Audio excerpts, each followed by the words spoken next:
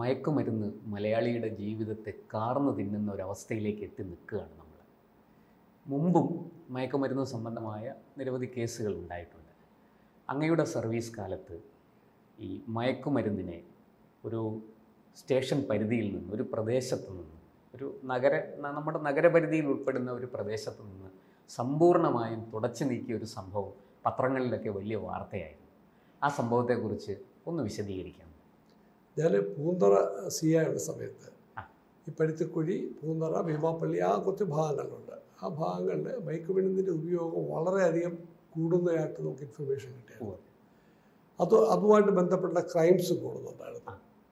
അപ്പോൾ നമുക്കിതിനെ എങ്ങനെ ഒഴിവാക്കാം എന്നതിനെ പറ്റിയാണ് നമ്മൾ ആലോചിച്ചത്. സാധാരണ നമ്മൾ കേസെടുക്കാറുണ്ട്, പോലീസ് റെയ്ഡ് ചെയ്ത് പോലീസ് കേസെടുക്കാറുണ്ട്, റിമാൻഡ് ചെയ്യാൻ പോകാറുണ്ട്, കുറച്ച് ദിവസം ജയിലിൽ കിടന്ന് തിരിച്ചിറങ്ങും, തിരിച്ചപ്പോഴേ അതിൻ്റെ ബിസിനസ് തുടങ്ങുകയും ചെയ്യും. കാരണം ഇതൊരു അഡിക്ഷനാണ്, അവർ അഡിക്റ്റഡാണ്, അപ്പോൾ അവർക്കൊന്നും ചെയ്യാനും പറ്റില്ല. അങ്ങനെ ഒരു സംഭവമാണ്.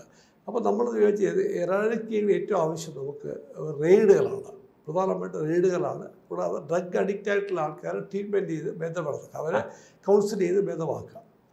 പക്ഷേ ഇതിന് നമുക്ക് ആവശ്യം പൊളിറ്റീഷ്യന്മാരുടെയും അതുപോലെ തന്നെ മത നേതാക്കന്മാരുടെയും പരിപൂർണ സഹകരണമാണ്. അപ്പോൾ നമ്മൾ ഇവരെ ഈ മത നേതാക്കന്മാരെയും അതുപോലെ തന്നെ പൊളിറ്റീഷ്യൻസ്മാരെയും ഒക്കെ വിളിച്ചൊരു യോഗം വിളിച്ചു കൂട്ടി ഇതിൻ്റെ ഒരു ഉപയോഗത്തിൻ്റെ ദൂഷ്യഫലം അവരെ പറഞ്ഞ് മനസ്സിലാക്കി കൊടുത്തു. കാരണം ഇത് ഒരു സമൂഹം കംപ്ലീറ്റ്, ഒരു കാലഘട്ടത്തെ ചെറുപ്പക്കാർ കംപ്ലീറ്റ് ഭ്രാന്തന്മാരായി തീരും. അവരെന്ത് ക്രിമിനൽ ആക്ടിവിറ്റീസ് ചെയ്യും, അവരെ കുടുംബം നശിച്ചു. ഇത്തരം കാര്യങ്ങളൊക്കെ അവരെ പറഞ്ഞ് മനസ്സിലാക്കിയപ്പോൾ അവരോട് ഞങ്ങളെ സപ്പോർട്ട് ചെയ്യാമെന്ന് പറഞ്ഞു. അപ്പോൾ നമ്മൾ ചെയ്തതെന്ന് വെച്ചാൽ ഒരു വാഹന പ്രചരണ ജാഥ നമ്മൾ സംഘടിപ്പിച്ചു മയക്കുമരുന്നിനെതിരായിട്ട്. അത് പോലീസ് അതിൻ്റെ ബാക്കിൽ നിൽക്കുന്നതുകൊണ്ട് മുമ്പ് പോയില്ല, മറിച്ച് ഈ പൊളിറ്റീഷ്യന്മാരും മത നേതാക്കന്മാരുമായിട്ട് പോയിട്ട് എല്ലാ ജംഗ്ഷനിലും പോയിട്ട് ഇതിനെപ്പറ്റി ഈ ബോധവൽക്കരണ ക്ലാസ്സുകൾ നടത്തി. കൂടാതെ അതിനകത്തൊരു ഉറപ്പ് കൊടുത്തു, ഈ മയക്കുമരുന്നുമായി ബന്ധപ്പെട്ടുള്ള കേസുകളിൽ ഒരു കാരണവശാലും രാഷ്ട്രീയക്കാരോ മത നേതാക്കന്മാരോ ഇടപെടില്ല എന്ന് ഉറപ്പ് കൊടുത്തു ഓരോ ജംഗ്ഷനിലും പോയിട്ട്. അങ്ങനെ നമ്മളൊരു 10-15 ജംഗ്ഷനിൽ ഇത്തരം രീതിയിൽ വള്ളക്കടവ് വരെ പോയി എല്ലാ ജംഗ്ഷനിലും ഇതേപോലെ രീതിയിലുള്ള ഒരു ഉറപ്പ് കുടിപ്പിച്ചതിന് ശേഷം തിരിച്ച് നമ്മൾ ഇവിടെ വന്നതിന് ശേഷം അടുത്ത നമ്മളൊരു പോലീസ് തന്നെ നേരിട്ട്, പോലീസും അതുപോലെ രാഷ്ട്രീയക്കാരും മത നേതാക്കന്മാർക്ക് ഒരു സ്ക്വാഡ് പോലെ ഉണ്ടാക്കിയതിന് ശേഷം ഓരോ വീടുകളും നമ്മളെ പോലീസ് സ്റ്റേഷനിൽ പിന്നെ ഓരോ വീടുകളിലും കയറി ഇറങ്ങിയിട്ട് അവർ ഡ്രഗ്സ് അഡിക്റ്റിൻ്റെ ദൂഷ്യഫലങ്ങളും ഉണ്ടെങ്കിൽ ആ ഡ്രഗ് അഡിക്റ്റുകൾ വീട്ടിലുണ്ടെന്നുണ്ടെങ്കിൽ ഞങ്ങളെ ഇൻഫോം ചെയ്യണമെന്ന രീതിയിൽ സംസാരിക്കുകയൊക്കെ ചെയ്തിട്ട് പോയി. അപ്പം അത് കഴിഞ്ഞതിന് ശേഷം അതെല്ലാം ഏകദേശം ഒരു മാസത്തോളം എടുത്തു എല്ലാ വീടുകളിലും കയറി. നമ്മൾ ഈ ഇലക്ഷൻ ഇതും കൊണ്ട് പോകുന്ന പോലെ കൂടെ പോയത് ഓരോ വീടുകളിലും ഞങ്ങൾ കയറി ലിസ്റ്റ് വെച്ച് ഓരോ വീടുകളിലും കയറി ഇറങ്ങിയത്. അപ്പം അവിടെ അവർക്ക് ഏകദേശം ഒരു അമ്മമാരൊക്കെ ഭയങ്കര സപ്പോർട്ടായി. അത് എങ്ങനെയെങ്കിലും രക്ഷപ്പെടുത്തുന്ന പിള്ളേരെ കാര്യം വീട്ടിൽ ആഹാരത്തിന് പൈസ കിട്ടത്തില്ല, ജോലി ഉണ്ടാക്കുന്ന കാശ് കംപ്ലീറ്റ് വേറെ പല ആവശ്യങ്ങൾക്കും പോയാണ്, മദ്യപാനവും ഡ്രഗ്സിലോട്ട് പോയാണ്. സപ്പോർട്ട് കിട്ടി. അതിനുശേഷം നമ്മളൊരു ടൈം കൊടുത്തു, ഒരു 10-15 ദിവസത്തിനകം ഡ്രഗ് അഡിക്റ്റ് ആയിട്ടുള്ള ആൾക്കാർ നേരിട്ട് പോലീസ് സ്റ്റേഷനിൽ ഹാജരാകും, അവർ മേൽ കേസെടുക്കില്ല. അവരെ നമ്മൾ മെൻ്റൽ ഹെൽത്ത് സെൻ്ററിൽ നമ്മളെ ചെലവിൽ, സർക്കാരിൻ്റെ ചെലവിൽ ട്രീറ്റ് ചെയ്യും, ഭേദമാക്കും എന്നുള്ള രീതിയിൽ നമ്മൾ അനൗൺസ്മെൻറ്റ് കൊടുത്തു എല്ലായിടത്തും. അപ്പോൾ അത് കേട്ട് കുറച്ച് ആൾക്കാർ അമ്മമാർ പിള്ളേരെ പിടിച്ചോണ്ട് കൊണ്ടുവന്ന് ഞങ്ങൾ പോലീസ് സ്റ്റേഷനിൽ സറണ്ടർ ചെയ്യിപ്പിച്ചു.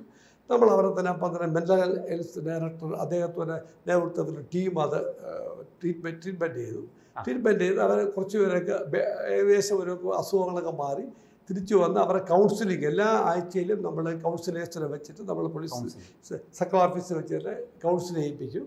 അവർക്ക് ചിലർക്ക് പിന്നെയും പോകുന്നത് ഈ ജോലിയില്ലാത്ത ഒരു പ്രശ്നം, മെൻ്റൽ സ്ട്രെയിൻ, അങ്ങനെ പല കാര്യത്തിലും പോവുകയാണ്. അപ്പോൾ അത് ഒഴിവാക്കാനായിട്ട് ഇവർക്ക് ചെറിയ തട്ടുകട അല്ലെങ്കിൽ അവിടുത്തെ ഏതെങ്കിലും സ്പോൺസേഴ്സിനെ കണ്ടുപിടിച്ച് അവരുടെ കടയിൽ ജോലി ചെയ്യിപ്പിക്കുക, അങ്ങനെയൊക്കെ പല ആൾക്കാർക്ക് നമ്മൾ എൻഗേജ് ചെയ്ത്. കാരണം മനസ്സ് ചുമ്മാ ഇരിക്കുമ്പോഴാണ് ഈ ചിന്തകൾ വരുന്നത്.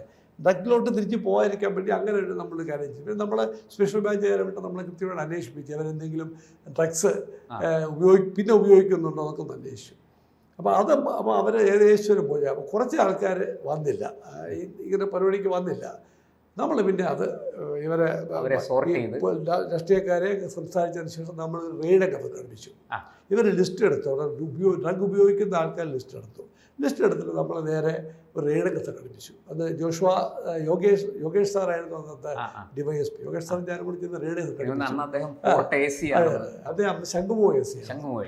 അപ്പോൾ അങ്ങനെ റെയ്ഡ് നടത്തിയ ശേഷം കുറേ ആൾക്കാരൊക്കെ പിടിച്ച് ബലപ്രയോഗിച്ചവരെ പിടിച്ച് കൊണ്ടുവന്ന് അവരെ മെൻ്റൽ ഹോസ്പിറ്റലിൽ അഡ്മിറ്റ് ചെയ്ത് ട്രീറ്റ്മെൻറ്റ് നടത്തിയപ്പം അവർക്ക് ഈ ഏകദേശം അസുഖം മാറിയപ്പോൾ തന്നെ അവർക്ക് നല്ല സമാധാനം ഉണ്ടായി. അവരെയൊക്കെ റെഡിയായി കിടക്കാമെന്ന് വെച്ചു. പിന്നെ ഇതിനകത്ത് വേറൊരു വലിയൊരു തലവേദന എന്ന് പറയുന്നത് ഈ നമ്മുടെ എയർപോർട്ട് റെയിൽവേ സ്റ്റേഷനിൽ ഈ ബേസ്ഡായിട്ട് ഇവർ ഡ്രഗ് മാഫിയ ഡ്രഗ്സ് കൊണ്ട് അവർക്ക് സ്റ്റോക്ക് ചെയ്യണം. കാരണം എയർപോർട്ടിൽ വഴി കയറ്റിവിടാൻ ആഴ്ചയുടെ റെയിൽവേ ട്രെയിൻ വഴി കയറ്റിവിടാം. അപ്പോൾ അവർ പറ്റിയ ഒരു സ്ഥലം അവർ കണ്ടുപിടിക്കണം. അത് പൊതുവേ അവർ ചെയ്യുന്നത് ഈ കുറച്ച് ക്രിമിനൽ ആക്ടിവിറ്റീസ് ഉള്ള കോളനികളുണ്ട്. ആ കോളനികളിലാണ് ഇവർ ചെയ്യുന്നത്. ഇവരാദ്യം ഈ ചെറിയ ഡ്രഗ്സ് ഏറ്റവും സ്മാർട്ടായിട്ടുള്ള ചെറുപ്പക്കാരെ അവരെ ഐഡൻറ്റിഫൈ ചെയ്യും. കൊച്ചു ത്രില്ലായിട്ടുള്ള ആൾക്കാർ അടിയും പിടിയും ഉണ്ടാക്കുന്ന ആൾക്കാർ അവർക്ക് ചെറിയ രീതിയിൽ ഡ്രഗ്സ് കൊടുക്കും. അപ്പോൾ ഈ ഡ്രഗ്സിൻ്റെ പ്രത്യേകം ഈ സിന്തറ്റിക് ഡ്രഗ്സിനൊക്കെ പ്രത്യേകം എന്ന് വെച്ചാൽ ഇതൊന്നും അന്ന് ബ്രൗൺ ഷുഗറാണ്. ഇതൊന്നുമില്ല, പുതിയ ഡ്രഗ്സൊന്നുമില്ല. അപ്പം ബ്രൗൺ ഷുഗർ പോലുള്ള സാധനങ്ങൾ കൊടുത്തു കഴിയുമ്പോൾ ഇവരിതിന് അഡിക്റ്റാകും, കംപ്ലീറ്റ് അഡിക്റ്റാകും. ഇവരെ ഒരു 5 or 6 അല്ലെങ്കിൽ 7 പ്രാവശ്യം ഉപയോഗിച്ച് കഴിയുമ്പോൾ ഇവർക്കിത് കിട്ടാതിരിക്കാൻ പറ്റില്ല. കിട്ടിയില്ലെങ്കിൽ അവർ ഭയങ്കരമായിട്ട് വിഡ്രോവൽ സിംപ്റ്റം കാണിക്കും. ഛർദ്ദിക്കുക, മൂത്രമൊഴിക്കുക, തൂറുക, അല്ലെങ്കിൽ തറയിൽ കിടന്ന് ഉരുളുക, അല്ലെങ്കിൽ കൈയൊക്കെ കടിച്ചു മുറിക്കുക, കത്തിയിട്ട് കൈ മുറിക്കുക, അങ്ങനെയുള്ള പ്രശ്നങ്ങളൊക്കെ ഉണ്ടാകും. അപ്പോൾ ഇവരിത് ഈ വിഡ്രോവൽ സിംപ്റ്റം കൂടി വരുമ്പോഴും ഇവർ പിന്നെ ഡ്രഗ്സ് ആവശ്യപ്പെടും. ഈ ഡ്രഗ്സ് കൊടുക്കുന്ന ആൾക്കാർക്ക് അപ്പോൾ അവർ ഡ്രഗ് തരൂലെന്ന് പറയും. അപ്പോൾ ഇവർക്ക് ആകെ പ്രശ്നവും ഇതിന് മാറാൻ പറ്റാത്ത അത്ര ഞാൻ നേരിട്ട് കണ്ടിട്ടുണ്ട്. നമ്മൾ പോലീസ് സ്റ്റേഷനിൽ വിളിച്ച് പറഞ്ഞിട്ട് ഇവരെ കൊണ്ട് പോലീസ് സ്റ്റേഷനിൽ കൊണ്ട് ഇരുത്തിയിട്ട് ഹോസ്പിറ്റലിൽ അഡ്മിറ്റ് ആക്കിയിട്ടുണ്ട്. കാര്യം ഈ കൈയും കാലം കടിച്ചു മുറിക്കും, ചുണ്ടൊക്കെ കടിച്ചു മുറിക്കും, കൈ കടിച്ചു മുറിക്കും, നമ്മളെയൊക്കെ ആക്രമിക്കാൻ വരും, തലയിൽ കിടന്ന് ഉരുള വലിയ പ്രശ്നമാണ്. അപ്പോൾ ആ രീതിയിൽ ഒരു വരുമ്പോൾ അവരെന്ത് പറയുമ്പോൾ അവർ പറയും ഡ്രഗ് തരാം, പക്ഷേ നീ വിറ്റ് തരണമെന്ന് പറയും. അപ്പോൾ പറഞ്ഞ് ഞാൻ വിറ്റ് തരാമെന്ന് പറയും. അങ്ങനെ അവർക്കൊരു 10-15 പൊതി കൈ കൊടുക്കും. അത് മാറ്റോട് ഇവർ ഒരു പൊതി ഉപയോഗിക്കും, ബാക്കി പൊതി വിറ്റ് കാശാക്കി പൈസ കൊണ്ട് കൊടുക്കും. അപ്പോൾ സ്വാഭാവികമായിട്ട് ആ ഭാഗത്ത് ചെറുപ്പക്കാരൊക്കെ ഇവരുടെ ഒരു ഏജൻറ്റുമാരായിട്ട് തീരും. അപ്പോൾ പിന്നെ അവിടെ പോലീസ് റെയ്ഡോ മറ്റോ കാര്യങ്ങളുണ്ടായി ഇൻഫർമേഷൻ അവർക്ക് ഇമ്മീഡിയറ്റായിട്ട് കിട്ടും. രണ്ടാമത്തെ കാര്യം അതൊരു പൊതുവെ ഒരു കമ്മ്യൂണൽ റൈറ്റിലോട്ട് അങ്ങ് പോകും. നമ്മൾ പല ഭാഗത്തും വലിയ അതിനോട് ചീനാന്തി മുക്ക് അങ്ങനെ പല ഭാഗത്തും ഫയറിങ്ങുകളും ഉണ്ടായിട്ടുണ്ട്.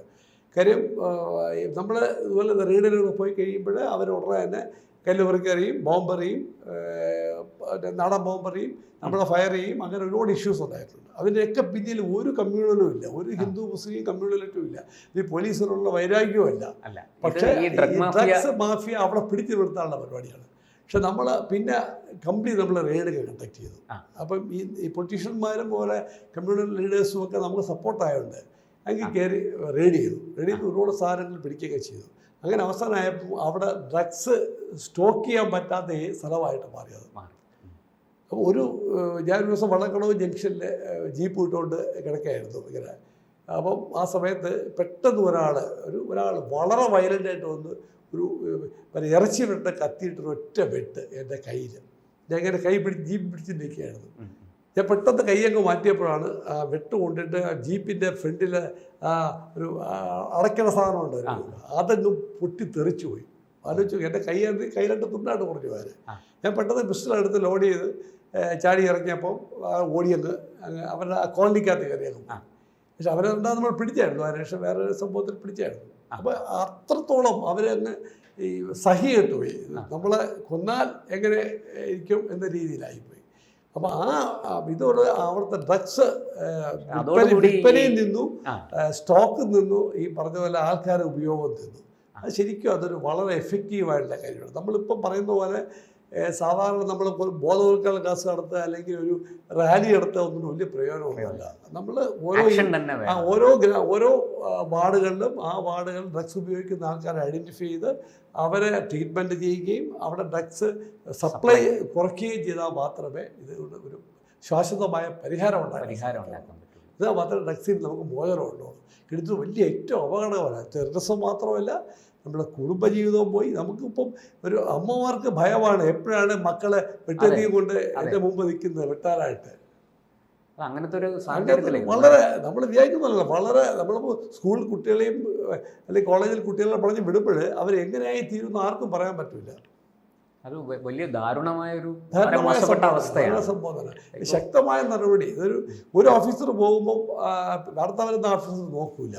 അത് ശരി, ഗവൺമെൻറ് പോളിസി തന്നെ എടുക്കണം. ഇന്ന കാര്യങ്ങൾ ചെയ്യണം എന്നുള്ള പോളിസി ഗവൺമെൻറ് ഉണ്ടാക്കണം. എങ്ങനെ അത് അവിടെ ചെയ്യാൻ പറ്റും എന്നുള്ളതിനെ പറ്റി നിരന്തരമായിട്ട് ചെയ്താൽ മാത്രമേ ഇത് കുറയ്ക്കൂ. ഇതിപ്പോൾ ഇപ്പോഴും ഒരു ആവേശം കാണിക്കും, ഒരു 5-6 മാസം കഴിയുമ്പോൾ ഇതെല്ലാം ആവേശം. പിന്നെ ഈ പറഞ്ഞതുപോലെ സാർ, ഈ പരുത്തിക്കുഴിയിലെ കാര്യം അങ്ങ് ഇപ്പോൾ പറഞ്ഞല്ലോ, ഇത് എന്നേക്കുമായിട്ട് അവിടുന്ന് ഈ ഡ്രഗ്സിനെ ഇല്ലായ്മ ചെയ്യാൻ സാധിച്ചു എന്നുള്ളതാണ്. ആ സമയത്ത് ഞാൻ ഉള്ള ഒരു 1.5 വർഷം ഉണ്ടായിരുന്നു. ആ സമയത്ത് കംപ്ലീറ്റ് ഡ്രഗ്സ് പുറത്ത് വെച്ചേക്കുന്നത്. പിന്നീട് എങ്ങനെയായിരുന്നു? പിന്നെ അതിനുശേഷം പിന്നെ തിരിച്ചു വന്നു. പുതിയ ഉദ്യോഗസ്ഥന്മാർ വന്നപ്പം ഇതിനെപ്പറ്റി ഫോളോ അപ്പ് ഉണ്ടാകത്തില്ല. എന്നെ ഇമ്മീഡിയറ്റ് ട്രാൻസ്ഫറും ചെയ്തു. ഒരു ആർക്ക് സഹിക്കാൻ പറ്റായപ്പോൾ എന്നെ അവിടുന്ന് ട്രാൻസ്ഫർ ചെയ്ത്, എന്നെ പാഠശാലയ്ക്ക് ട്രാൻസ്ഫർ ചെയ്ത്, പിന്നെ പുതിയ ഓഫീസേഴ്സ് വന്ന് പിന്നെ അതിൻ്റെ വേറെ രീതിയിലോട്ടതൊക്കെ പോയത്. എന്തായാലും ഈ മയക്കുമരുന്ന് നമ്മുടെ സമൂഹത്തെ ഇപ്പോൾ പ്രത്യേകിച്ച് എറണാകുളവും തിരുവനന്തപുരവും മാത്രമല്ല, കേരളത്തിലെ ഏത് മുക്കുമൂലയിൽ പോയ സാധനം. അതെ, മുക്കുമൂലയിലും ഈ സാധനം കിട്ടുന്ന ഒരു അവസ്ഥയാണ്. അതിലും പോലീസും നാട്ടുകാരും ഈ പറഞ്ഞതുപോലെ പൊളിറ്റീഷ്യൻസും മതനേതാക്കളും എല്ലാം ഒത്തൊരുമിച്ച് ശ്രമിച്ചാൽ മാത്രമേ ഒപ്പം ഗവൺമെന്റിന്റെ എല്ലാ പിന്തുണയും. നമ്മൾ ഐഡന്റിഫൈ ചെയ്ത് അവരെ ട്രീറ്റ്മെന്റ് ചെയ്യുക, ഐഡന്റിഫൈ ചെയ്ത് അവരുടെ കേസെടുക്കുക, ഡ്രഗ്സിന്റെ വരവ് മാക്സിമം സപ്ലൈ മാക്സിമം കുറയ്ക്കുക. ഇതാ മാത്രമേ ഇത് കുറയുള്ളൂ, അല്ലാതെ മാറാൻ പറ്റില്ല. അല്ലാതെ ഡ്രഗ്സിൽ നിന്ന് നമുക്കൊരു പിന്നെ വീട്ടിലെ അച്ഛൻ മാതാപിതാക്കന്മാർ കംപ്ലീറ്റ് ശ്രദ്ധിക്കേണ്ട അത്യാവശ്യമാണ്. അവർ കുട്ടികളെ ചെറിയ മാറ്റങ്ങൾ പോലും അവരോട് സംസാരിക്കണം. കുട്ടികളുമായിട്ട് സംസാരിക്കണം. വൈകുന്നേരം കുറച്ച് നേരമൊക്കെ സംസാരിക്കണം. അവരുടെ പ്രശ്നങ്ങൾ മനസ്സിലാക്കണം. ആ സന്തോഷവും സങ്കടവും ഒക്കെ നമ്മൾ മനസ്സിലാക്കണം. അങ്ങനെ മാത്രമേ അവർക്ക് ഐഡന്റിഫൈ ആവും. അവർക്ക് അമ്മയോടും അച്ഛനോടും ഒരു കടപ്പാട് അവർക്ക് ഉണ്ടാക്കണം, സ്നേഹം ഉണ്ടാകണം, ഒരു പൈസയുടെ പറയാൻ മാത്രം ഓടിയാൽ കാര്യം നടക്കില്ല. മക്കൾക്ക് അച്ഛനോടും അമ്മയോടും ഭയവും വേണം, ബഹുമാനം കലർന്ന ഭയം വേണം. അത് പൊതുവേ ഞങ്ങളൊക്കെ പണ്ട് പറയും, ഈ പോലീസിനെ ഭയമാണ്, പക്ഷെ ഒരു ബഹുമാനം കലർന്ന ഭയമായിരുന്നു. ഇന്ന് അതില്ല എന്ന് തോന്നുന്നു. എന്തായാലും ഈ അങ്ങ് പറഞ്ഞതുപോലെ നിരന്തരം ഈ ലഹരിക്കെതിരായ യുദ്ധം സമൂഹം ഒന്നടങ്കം. ഞാനൊക്കെ പോലീസിലുള്ള സമയത്ത് സബ് ഇൻസ്പെക്ടർ ആവുന്നവരെ DYSP പോസ്റ്റ് വരുന്നത് വരെ ഒരു പൊളിറ്റിക്കൽ പോസ്റ്റിക്കും ഉണ്ടാവില്ല, ആർക്കും ഉണ്ടാവില്ല. അതാത് കമ്മീഷണർമാരും അതാത് IG-മാരുമാണ് പോസ്റ്റ് ചെയ്യുന്നത്. കൊള്ളാൻ തരം കൊള്ളാത്ത പോസ്റ്റ് ചെയ്യും, കൊള്ളാൻ തരം മാറ്റി വയ്ക്കും, മാത്രമേ ഉള്ളൂ.